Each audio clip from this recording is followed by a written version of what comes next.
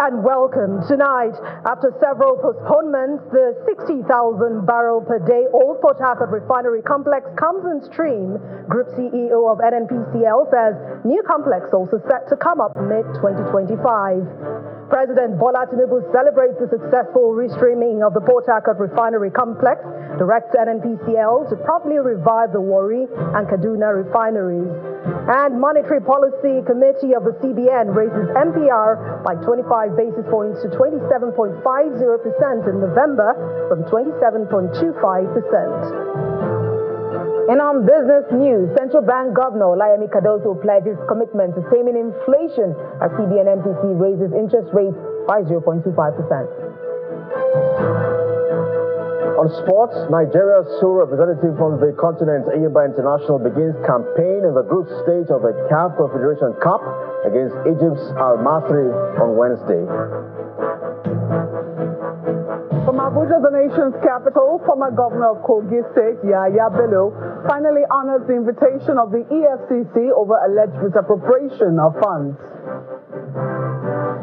And in international news from London, Israeli strikes have hit Beirut's southern suburbs after its military issued an evacuation order in the area.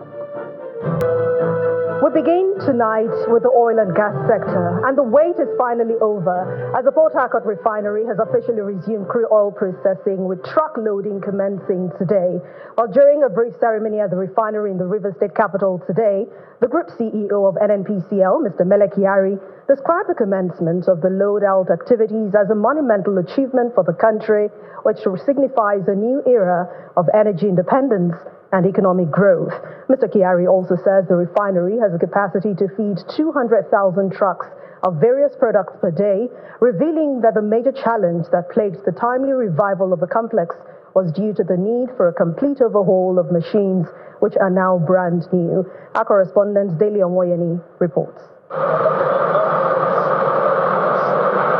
The Port Harcourt Refinery is a combined refining capacity of 210,000 litres per day, 60,000 litres from the old refinery and 150,000 litres from the new complex. Significant strides have been made as operations resume at its old facility.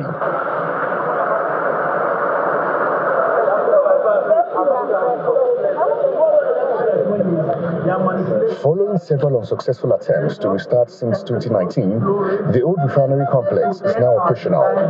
Visitors and the press were taken on a guided tour of the facility. The Group Chief Executive Officer of the Nigerian National Petroleum Company Limited, NNPC, who are the facilities operators, have assured that the new complex will be operational by mid-next year. This plant has come live today.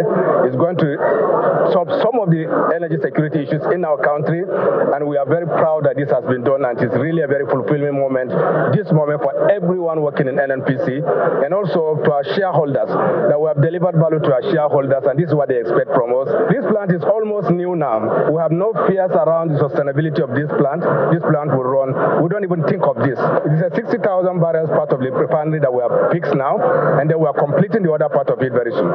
The regulatory authority also pledged strict adherence to global best practices in managing the refinery's operations. Now, with the Port Harcourt Refinery and Dangote Refinery both producing and loading for the country, you can see there's a lot of volume coming into the country. And once there is a supply, you can see the demand equating to supply. You can see the price now be determined by choice. Stakeholders share their mixed reactions to the developments. The GMD has promised to do something about it as it concerns the selling rate of Dangote. Dangote is selling 970 naira per litre, while NNPC is still selling to us 1,045 naira, a difference of variation of 75 naira per litre. We say thank you, Mr. President, for making us feel the impact of renewal hope. We're happy today that the whole goal of revamping this depot has come to pass today. However, some independent marketers present at the event also raised concerns about the pricing, noting that the NNPC Limited's price of approximately 47 million naira for a 45,000 litres fuel truck is higher than prices at depots and private refineries. Daily Omoyeni for Channels Television News. The federal government's promise to revive the Port Harcourt Refinery has been a long-standing issue following the award of the contract for the rehabilitation of the plant back in 2021. The project's completion date had been shifted a number of times. Our next report takes a look at the journey of the Port Harcourt Refinery from the very beginning to today's landmark achievement. Located in the heart of Nigeria's oil-rich Niger Delta region, the Port Harcourt Refinery was commissioned in 1965 as Nigeria's first refinery, and it had an initial capacity of 35,000 barrels per day, which was subsequently increased to 60,000 barrels per day in 1972. In 1978, the federal government awarded a contract to build the second Port Harcourt Refinery, which was commissioned in 1989, boosting the total daily capacity for crude processing to 210,000 barrels. The combined daily capacity for premium motor spirits from the refinery was over 5 million liters. Poor maintenance of facilities, aging infrastructure, corruption, inefficiency, and inadequate manpower led to epileptic performance of the refinery as capacity dropped below 50%. Going by industry practice, the facility should undergo turnaround maintenance every 2 years. However, that appears not to be the case, as the plant's capacity dropped below 20% in the early 2000s, and finally stopped operation by 2019. In March of 2021, the federal government approved $1.5 billion for the refurbishment and modernization of the complex.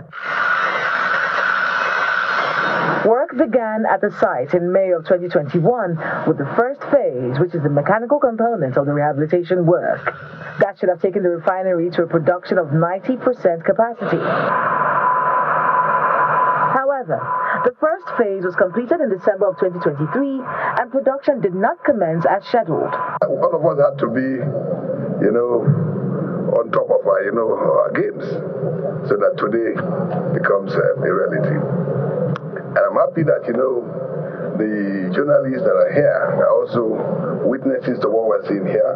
The mechanical part is completed, and this is the beginning of, the completion of not just this Port Harcourt Refinery, phase 1 and 2. On 6 different occasions, the NNPC Limited promised to deliver the refinery, and each of the deadlines failed. Latest by early August, the Port Harcourt Refinery oil will start producing product, and of course the new one will get to December, and Wari will also be in production. I'm very optimistic.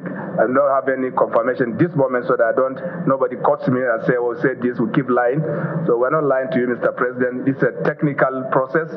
With your best of intention, you can put dates on refinery startup, but it's when you get to startup that you see the real challenges, even for a new refinery. Eventually, 3 years after the deadline to begin operations, the plant rolls out the first batch of premium motor spirits from the old Port Harcourt Refinery, which has a capacity of 60,000 barrels per day. In the meantime, President Bola Tinubu has congratulated the Nigerian National Petroleum Company Limited, the NNPCL, on the successful revitalization of the Port Harcourt Refinery, marked by the official commencement of petroleum product loading.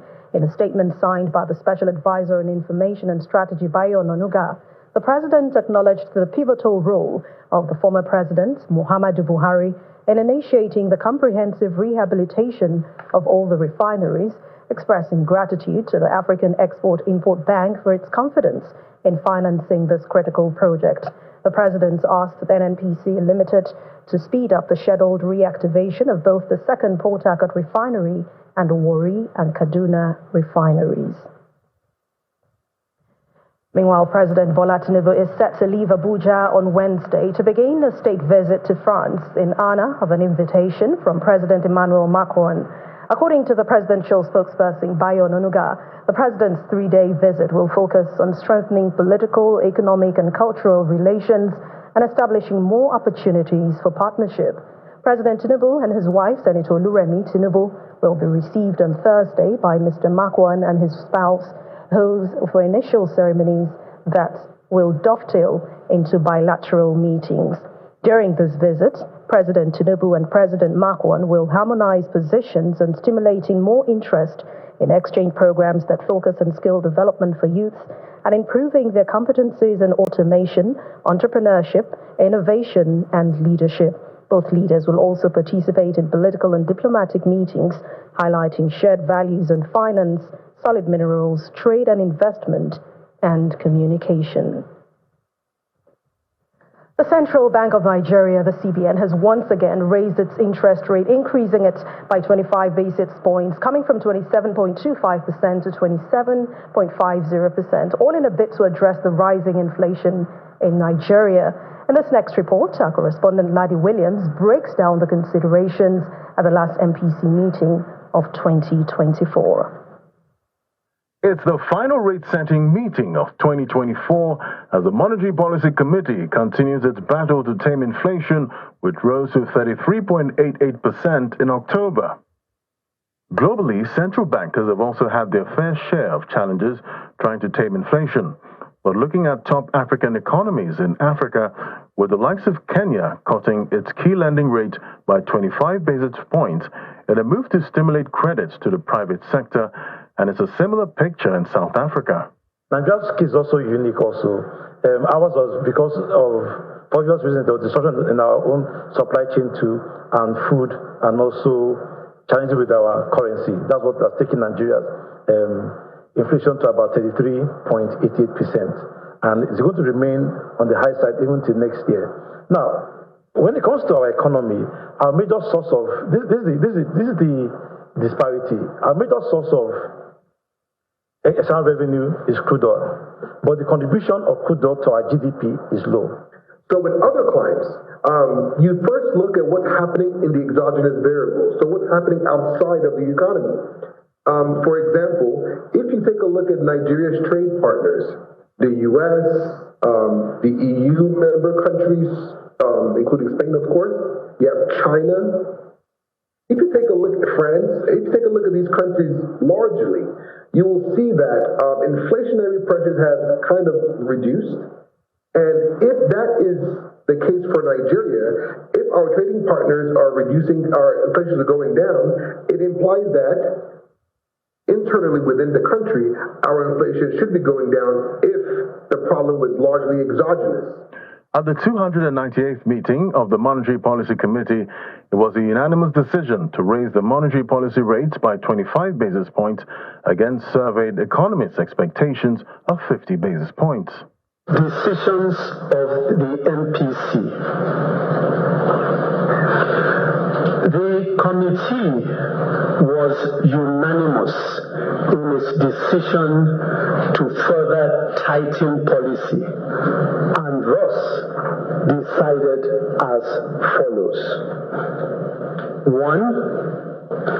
Raise the MPR by 25 basis points to 27.50% from 27.25%. This rate-setting meeting also coincides with Nigeria's gross domestic product data for the third quarter of 2024, showing sustained growth from the second quarter of 2024.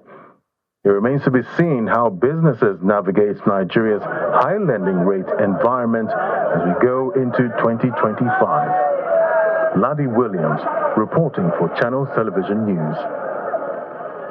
In part two, after the break, Managing Director of Financial Derivatives Company Bismarck Rewane joins us to look at the CBN's latest rate decision and the revival of the Port Harcourt Refinery.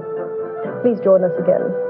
Welcome back. If you've just joined us, you're watching the news at 10, coming to you live from Channels Television. A reminder of our main stories.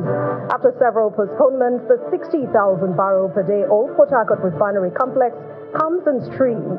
Group CEO of NNPCL says new complex also set to come up mid-2025. President Bola Tinubu congratulates the successful restreaming of the Port Harcourt Refinery complex, directs NNPCL to properly revive the Warri and Kaduna refineries. Monetary Policy Committee of the CBN raises MPR by 25 basis points to 27.50% in November from 27.25%. And Israeli Prime Minister Benjamin Netanyahu says Israel has agreed to a ceasefire deal to end fighting with Hezbollah in Lebanon.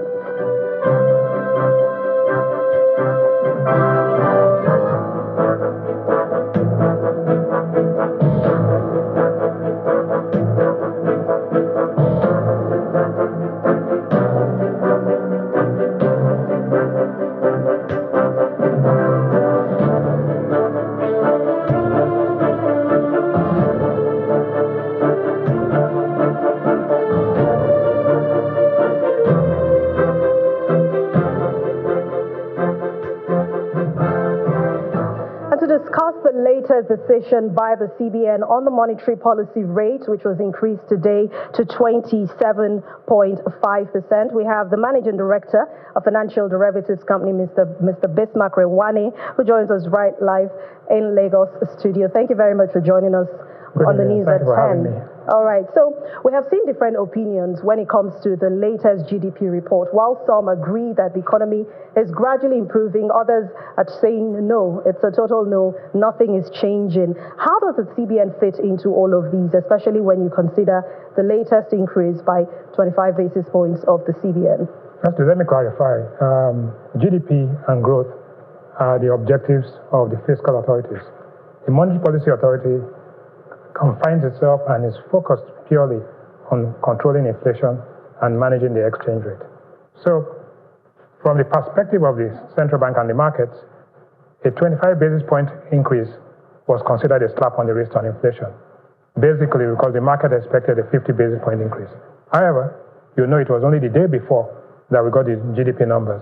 And if the GDP numbers came out at 3.6, so to speak, and then you have it 3 consecutive quarters of increases, it tapers the expectation of the central bank and says, okay, now we'll move, but we'll move cautiously so that we can begin to see the results.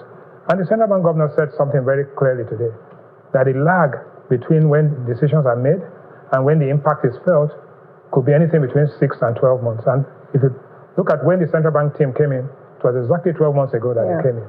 So let's go through this whole process. Why they did it, what the impact of what they did will be on the economy, and how will it affect the ordinary Nigerian. I think that is the most important thing. So let's go. As you can see, there's a slap on the wrist on inflation, and that's the central bank. And technically speaking, what we saw, right, the unanimous decision by all members of the MPC, it went up by 25 basis points. The cumulative, that is, it brought the MPR to 27.50. It is the smallest rate hike in 16 months, and the monetary tightening cycle is beginning to come to an end, assuming that inflation can be tamed. But what is important is that in the last 6 months, in the last 12 months, in the last 24 months, 9 times we've hiked, 0 times status quo, and 0 time reduction. But under Cardoso and his team, between October last year and November this year, they've cumulatively increased interest rates by 8.75%. The impact on inflation, it has brought cumulative reduction in inflation is 6.55%. So you can say, technically speaking, it's working, but not, it hasn't brought it totally under control. So what to expect next? Now, the Naira, the initial reaction to this decision today, the Naira first fell a little bit, but then appreciated to 1,747. As the BDCs, there's no Naira in town. Good. The Nigerian Stock Exchange was flat. The average daily turnover actually dropped by 25% to 8 billion. And effective interest rates in the market stayed flat because the move is not significant enough, but it's just directionally right. And you can see here that the exchange rate has gone all the way this way. And now the big question is, what causes what? The egg and the chicken, or catch-22? Is it inflation that causes exchange rate to be weak, or is it a weak exchange rate that makes inflation to increase? So that's the question. And nobody has every answer is correct, and no answer is correct. Now, so you look at it, a misaligned exchange rate is taking its toll on inflation.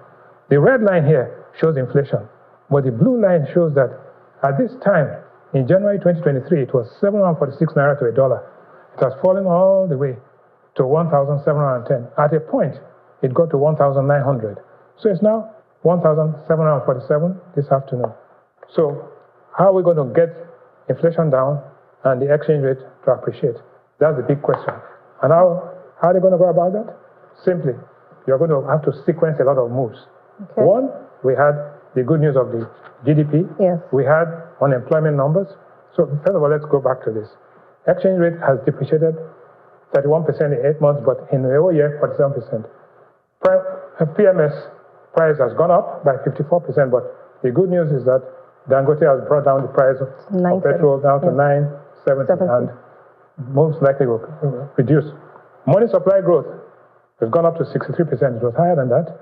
And supply chain disruption, flooding in northern Nigeria, all of these things have led to inflation. But now, how do we get inflation down? The real answer is that if you don't actually get the naira to strengthen, then you can forget it. The naira depreciation is a major catalyst of exchange rate of inflation in Nigeria. There are other things that are coming. So this was just the good news. GDP growth stronger. Port Harcourt Refinery commenced with 60,000 barrels. And also, you have unemployment. And you've got to take this with a pinch of salt. Unemployment down to 4.3%. Who is unemployed in Nigeria? Anybody who has worked for 1 hour in a week is considered to be employed. Quite frankly, I mean, with the minimum wage today, 1 hour wage is not going to take you past a couple of hours. So that definition can be ignored. Now, what happens next? And how does it impact you and all the viewers out there? And how will this affect the Christmas? But look at other African countries, right? Here is Kenya. The Kenyan currency has appreciated by 21% because they use interest rates and a couple of things. And GDP growth was negative. South Africa, very interestingly, the currency has appreciated by 1.34%. It's 18 rand to $1 right now. Ghana has pushed up interest rates, and the city is now at about 16 cities, and it has lost 23%. The big culprit here is Nigeria. Nigeria's inflation rate is 33.8, and now interest rates are 27.5, and guess what? The currency has lost 47%, and GDP third quarter is increasing. So high exchange rate depreciation is having its toll on inflation. How will this Christmas look for you? Well, first and foremost, some good news is that oil prices are $73 a barrel flat. Cocoa price is up 250% at $9,000 per ton. That means people in Osun State and Ondo State should be celebrating. LNG is up by 20%, and that's good. And the trade balance is positive. So this guy is wondering why, with all this good news, is the naira suffering? What do we have to do to get the naira out of its languishing right now? Next, so now this is the true value of the naira. What we call the fair value is 1,009 naira to $1. But the market value is 1,747. There's a big difference between one and the other. And the official rate is 1,675. How do we bring all those rates together? The naira is constantly undervalued, but we need to do something about it. One, combination of interest rates. Two, increasing output. And three, confidence. There are so many things that are happening. Maybe when investment flows, when we begin to borrow some more, or how do we use the borrowed money? It's not just borrowing for the sake of borrowing. Is it being deployed efficiently, or is it just being used for leakages? So that's the big question. Nigeria has to confront the fact that we have no credibility, and people do not believe what we say. So, but they see what we are doing. Now, Christmas, and that is the end here. Christmas last year, palm oil was 6,000 naira 5 liters. It's now 11,000 naira. So you've got to consider that. Rice was 60,000 naira a bag, 50 kg bag last year. It's now down to, it's 105,000, but it had gone up to 120 and 130 about 4 weeks ago. Tomatoes was 25,000 last year, current price 27,000, it's only 8% up. Gari used to be 23,000 last year, it's now 37,000, up 60%. And guess what? Eggs. This is the most surprising. Eggs, 2,600 for eggs last year, now 6,000. But the chicken, remember chicken and egg we said? Yes. The price of chicken has gone up by 66%, while the price of eggs have gone up by 130%. Why? They come from the same chicken. Sure. But the difference is that layers are only 1/3 of the birds, because you have broilers and you have cockerels and layers. So what are we going to see? At the end of the year, Going into next year, transport fare, Lagos to Benin, up by 150%. Turkey up 34% to 7,000. If you are flying from Lagos to Port Harcourt, you pay 320,000 naira, up by 60%. Vegetable oil used to be 7,000 for a 5-liter tin. Now it's 23,000. So this is a tough Christmas. So no hampers yet, and December is next week. So nothing to celebrate. No hampers yet. The prices are up. So what happens next? In 2025, Naira will appreciate, we think, by 10% to about 1,578.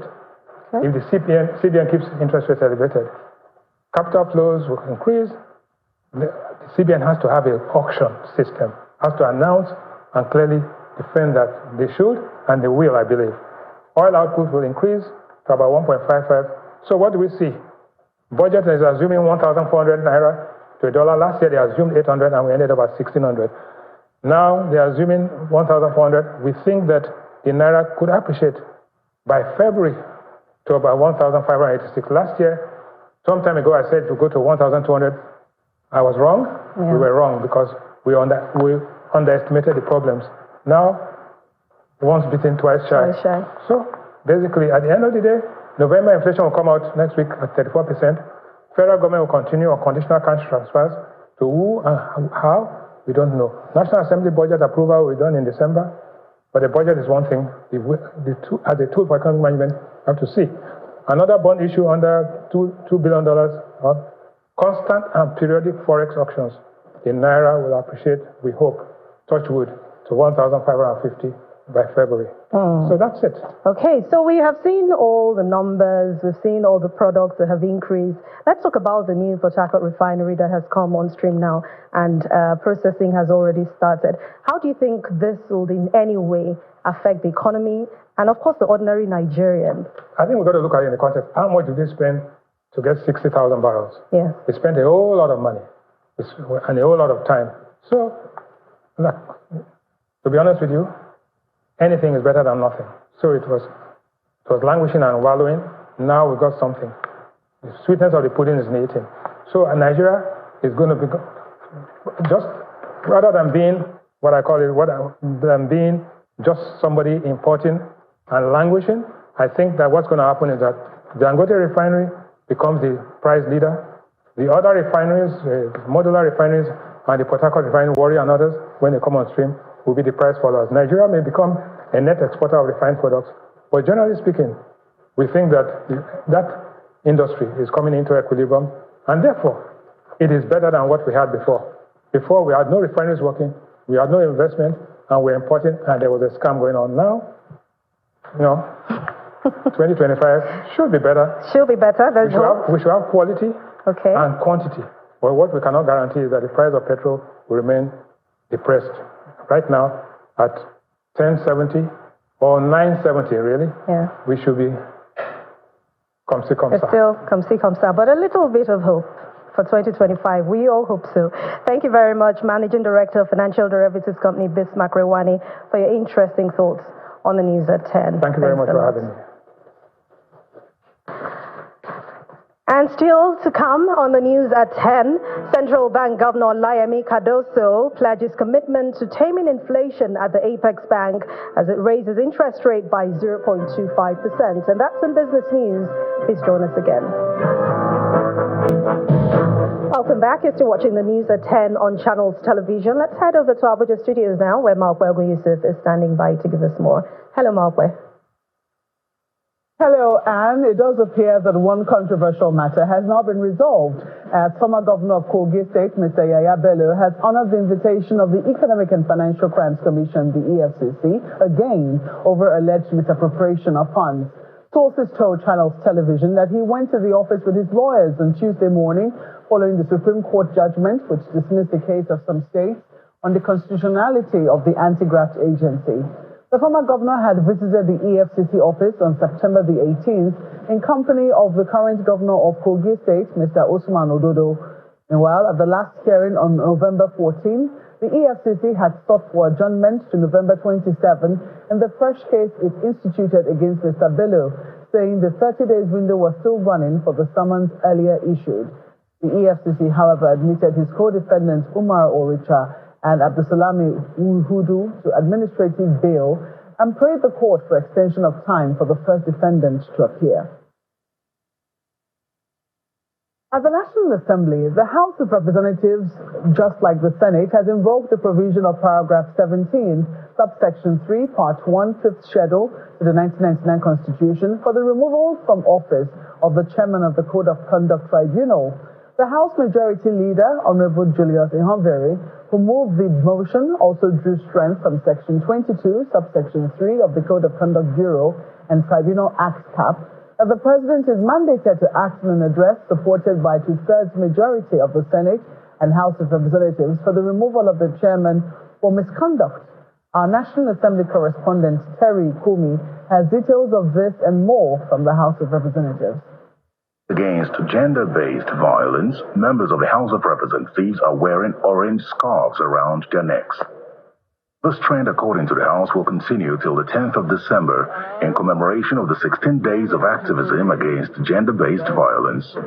As the House settles down to the business of the day, the Majority Leader moves a motion for the concurrence of the House with the Senate on the removal from office of the Chairman of the Code of Conduct Tribunal. Aware of the conduct of the Chairman Code of Conduct Tribunal, who recently engaged in a public brawl with a security guard at the Barnex Plaza shopping center complex, which necessitated an invitation from the Senate, and after his first appearance, he refused to attend subsequent sittings, thereby frustrating the efforts of the committee to investigate the allegations against him. However, one lawmaker makes an observation which is addressed by the Speaker before the motion is adopted by the House. The Constitution provided the President to initiate the process for the removal of the Chairman of the Code of Conduct. And I believe this House is yet to receive a communication from Mr. President in that regard. I want to categorically inform you that the House is received and the Senate has already taken action in this subject matter. Ours is just for concurrence. In the meantime, the House, through a motion, is reacting to the oil spillage in Bonny local government area of Rivers State and calling for an emergency action. Concerned that the impact of the spill has sacked residents of Iloma community, who are now taking refuge in the mangroves and forests, and some of them living in their boats due to the fear of a possible fire outbreak. But I worry that the NMPCL is yet to give relief to the affected communities and contain this murder of all oil spills after the Ogoni experience. Meanwhile, a bill to strengthen the Ministry of Finance Incorporated scales second reading. It's essential that this legislative framework be institutionalized and we empower the corporation to provide the needed economic stimulus for the growth and effective and efficient use of federal government assets. Also, the House is urging the Federal Ministry of Education to commence a pilot program in selected schools across various states to assess the feasibility and benefits of utilizing local languages as a medium of instruction. Terry Ikumi, Channels Television News. In other news, the life of late Anna Idowu Didiolu Awolowo exemplifies the transformative power of women as builders of families, communities, and nations, even in the face of daunting challenges. This was the overwhelming message echoed by speakers at a webinar organized by the HID Awolowo Foundation to celebrate her legacy and to reflect on the critical role of women in building a viable society. The convener, Dr. Olatokunbo Awolowo Dosunmu, described her late parents, Obafemi and HID Awolowo, as giants of intellect, integrity, service, and sacrifice, whose lives were a testament to the power of purposeful living. In her contribution, the chairperson of the foundation, Senator Daisy Danjuma, said if Nigeria must turn the corner, women must play a crucial role. In times like these, when uncertainty clouds our path and the challenges before us seem daunting, it is essential to reflect on the example of two individuals who not only lived through challenging times, but also managed to transform those times into opportunities for growth, resilience, and progress. The challenges facing our societies today, be they economic instability, insecurity, social inequality, and global crises, demand innovative solutions and inclusive approaches.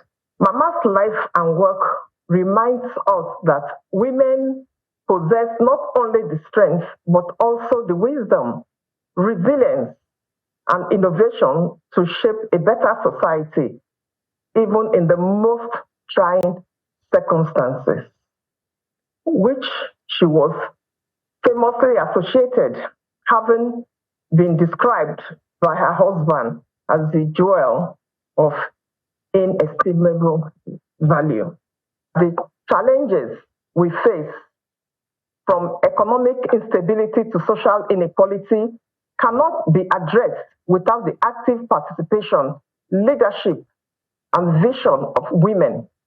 This webinar brings together His Excellency, the Vice President of Nigeria, Senator Shettima, GCON, Her Excellency Dr. Amina Mohammed, Deputy Secretary General of the United Nations, state governors, first ladies, thought leaders, policy makers, and advocates to explore practical strategies for empowering women to lead the change in building a more viable and inclusive Nigeria.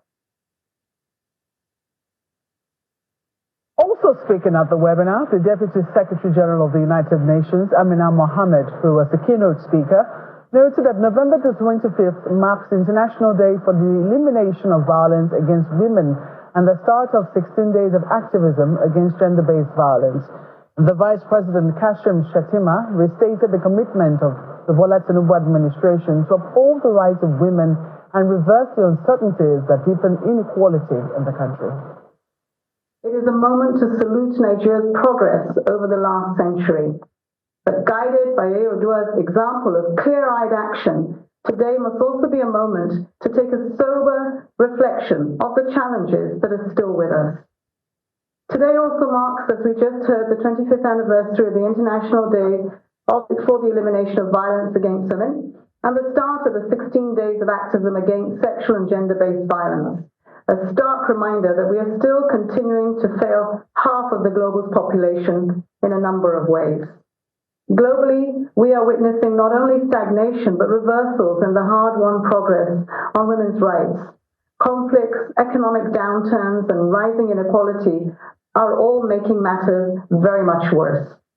In Nigeria, as in many parts of the world, our challenges remain significant. 65% of women live below the poverty line. We rank 125th on the Global Gender Gap Index. Female legislators hold seats in only 13 out of the 36 state houses of assembly, an important step, but still a far cry from the full representation women deserve. These are more than statistics. They reflect the systemic barriers of discrimination, violence, and limited opportunities that hold back the potential of our women and young girls. At the same time, I believe that the key to addressing these challenges can be found in the inspiring example and the legacy that Yeye Odua HID Awolowo left for us. We are honored to celebrate not only the legacy of Chief Hannah Idowu Awolowo, in whose memory this foundation was established, but also the many women who continue to push our nation towards balance and equity. Mrs. Awolowo was a critical pillar in the formation of modern Nigeria, a matriarch like no other. She devoted her life to advancing the place of women and influencing policies that favored their rights and opportunities. She stood by her husband, Chief Obafemi Awolowo, in both tumult and peace. And that courage made a difference in his journey to adopt revolutionary policies, including free education in the all-Western region. This is what an empowered woman can achieve, whether in her domestic life or as a public office holder. She was a portrait of marginalized women, inspiring generations to step into spaces where their voices were often absent. This provides context for Chief Awolowo's praise of her as his jewel of inestimable value. A truly inspiring figure indeed. Well, that's it from the nation's capital. It's back now to you, Anne, for the rest of the news at 10. Thank you, Marwe. The governor of Edo State, Monde Okwerolo, says the Assets Verification Committee set up to probe the immediate past administration in the state is not out to winch hunt anyone. The governor, who was speaking during the inauguration of the 16-member committee led by Dr. Ernest Afolabi Omahihe, which has a charge to confirm the existence, condition, location, and ownership of all state assets. Assembled here in the Exco Chamber of the Edo State Government House in Benin City, the state capital, are members designate of an Assets Verification Committee set to be inaugurated.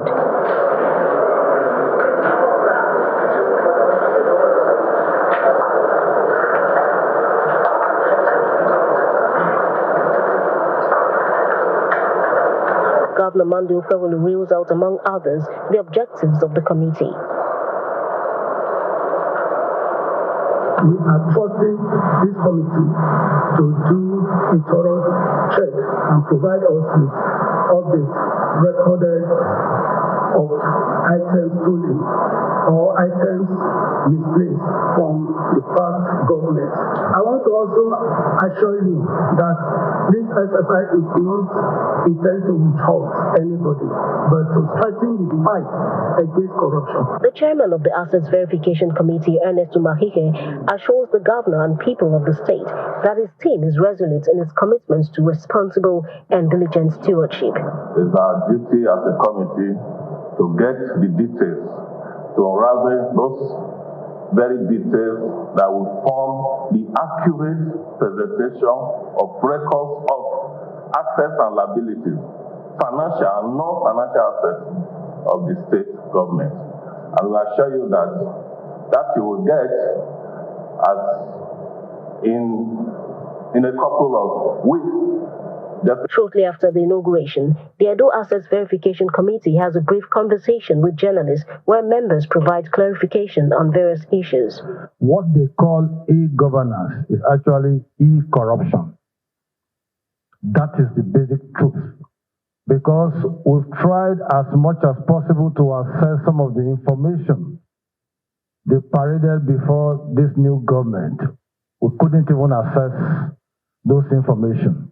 It's not just about dictating fraud. It equally, of course, ensures compliance regulation and appropriate financial reporting. The committee also assures the public that it's open to receiving relevant information and encouraged citizens not to hesitate to share any information they may have. Jessica Olubuse, Channels Television News. Now let's hear from the governor of the Central Bank of Nigeria on efforts to intensify and improve the economy. Will Ibong has the details.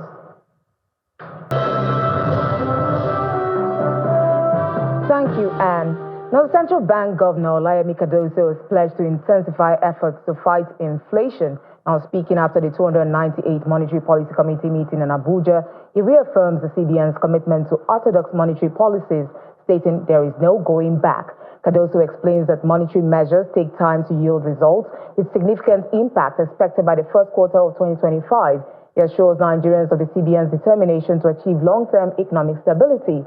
The governor says plans are underway to address structural issues like supply disruptions and infrastructure deficits. He adds that the bank is working to remove distortions in the foreign exchange market for a fair naira valuation.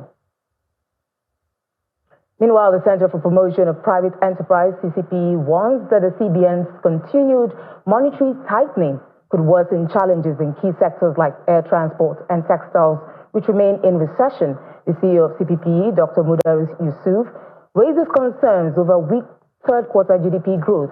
He notes that agriculture grew by just 1.14%, manufacturing by 0.92%, while financial services surged by 32%, exposing a disconnect with the real economy.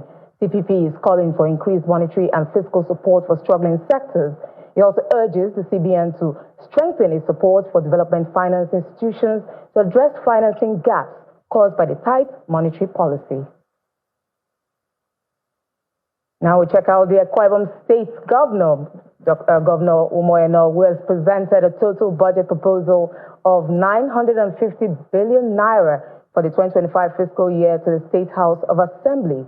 The governor used the occasion to reassure the state of his administration's commitment to improved fortunes for the people through education, agriculture, infrastructural development, and entrepreneurship. The domestic equities market, will check it out, managed to avoid the red zone today after the MPC meeting. The benchmark index was flat by 0.01%. Here's Larry Williams with the details.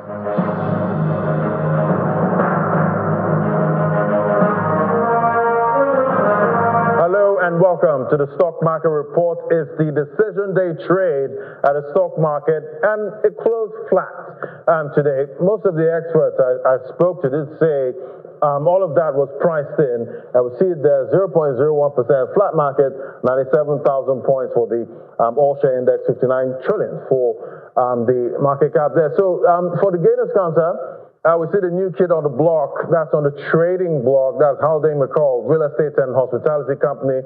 Topping the gainers counter again, 9.98%, 6.17 kobo. We see Sino Assurance also on that list. Japan Gold with a 9.72% gain. For the losers counter now, we see a drawback there for Multiverse, Tantalizers, and UPDC credit there. So there you have it. It's official, 25 basis points hike. I guess we can call it a dovish hike there from the MPC for the decision for the last rate-setting meeting of 2024. I guess expectations were about 50 basis points, but there you have it. It's 25 points. But today, investors traded with caution, but it's still quite bullish. And that wraps it up on business. It's back to Anne for the rest of the news at 10. Thank you, Will. Outside our shores, Israeli Prime Minister Benjamin Netanyahu says his country has agreed to a ceasefire deal to end fighting with Hezbollah in Lebanon. Well, this deal is expected to take effect from 4 p.m. local time on Wednesday. Here's Simon Puse with other international news and around the world in 5. Good evening and welcome to the channel's studios here in London with your international news around the world in 5. Israeli strikes have hit Beirut's southern suburbs after its military issued an evacuation order in the area.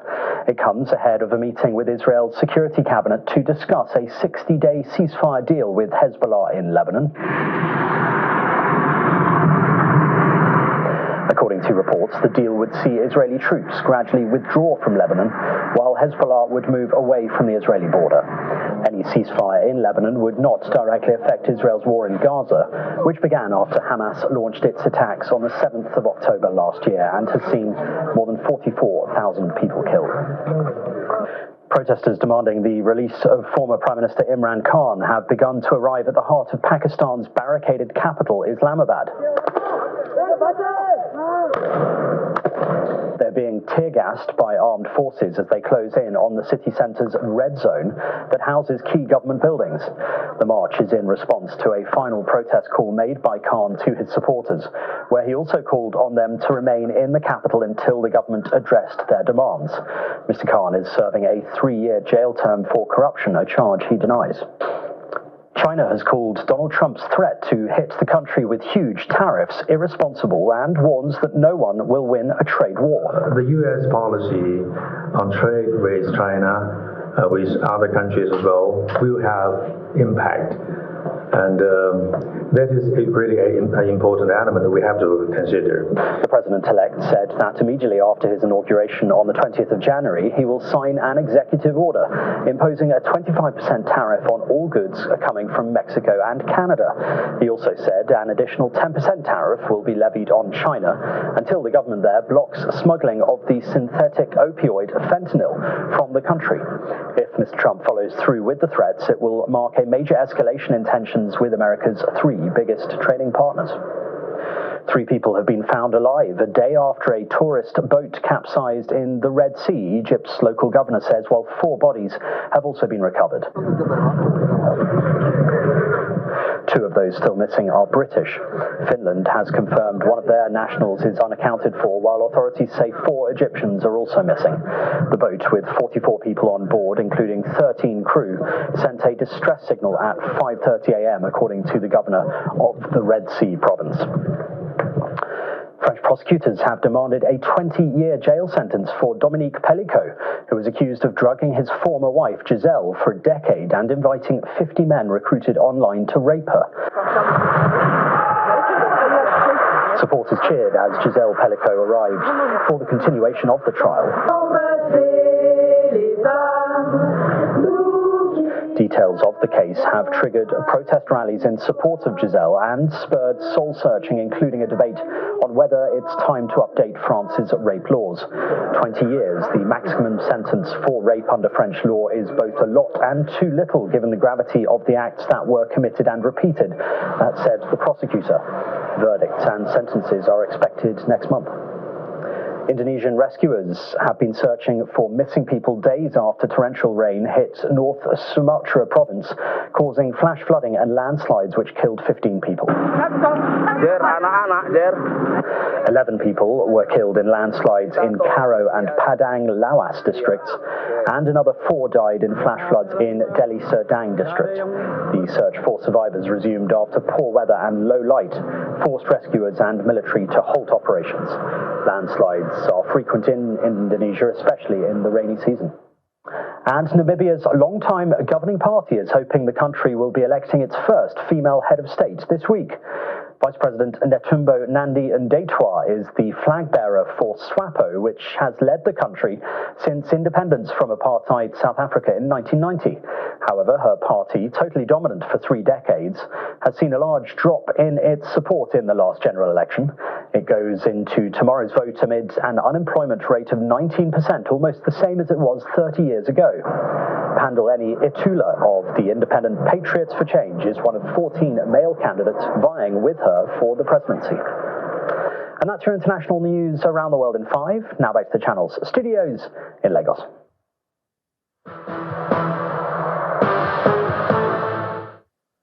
Thanks, Simon, and welcome to Sports News. Nigeria's sole representative in the CAF Confederation Cup, Ayimba International, will begin their campaign in Group D against host Egypt's Al-Masri at the Suez Canal Stadium on Wednesday. Ayimba's head coach, Yemi Olayiwajo, says although it's a tough ground, the 2-time African champions are ready for the challenge as they want to kick off their campaign on a winning note. And Liverpool manager Arne Slot says speculation over Mohamed Salah's future at Anfield is feeling the Egyptians to find form ahead of a special week for the Reds as they play host to Real Madrid in the Champions League on Wednesday night. Salah, who has scored 223 goals since joining Liverpool in 2017, is out of contract at the end of the season and expressed his disappointment at not yet receiving an offer of a new deal after netting twice in Sunday's 3-2 win at Southampton. Away from football world, Athletics President Sebastian Coe is delighted with India's interest in hosting the 2036 Summer Games, but is cautioned the South Asian nation that organizing an Olympics was one of the world's most complex projects. The 2-time Olympic 1,500 meters champion is one of 7 people bidding to replace Thomas Bach as the next president. And that's sports. I'm Kelly. It's back to Anne. Thank you, Kelly. And the main news again. The 60,000 barrel per day old Port Harcourt Refinery complex today came on stream with the loading of petroleum products, and that's coming from several postponements. But that's the news at 10 tonight. Thank you so much for watching. I'm Anne Nwawadu. Good night.